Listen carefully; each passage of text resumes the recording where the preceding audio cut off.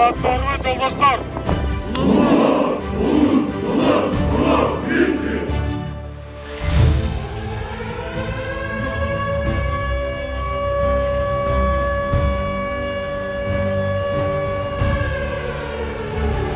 Sonraki baylanışta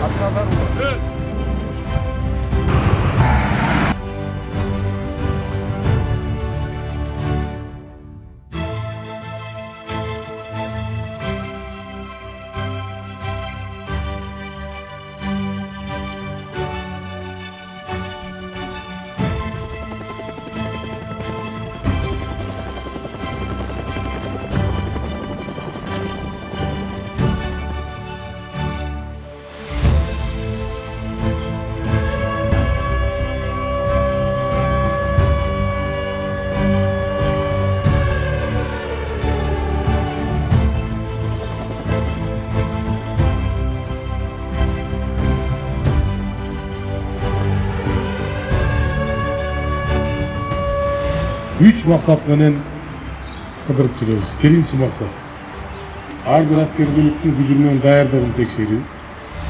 Экинчи маksat ошо материалдык техникалык жагынан ошол кандай учет эсептерде кандай жүргүзүлүп аткан ошолорду текшерүү. Үчүнчү маksat кандайдыр бир көйгөй маселелер болсо ошолордун баарын угуп жазып алып андан кийин чечкенге аракет кылуу.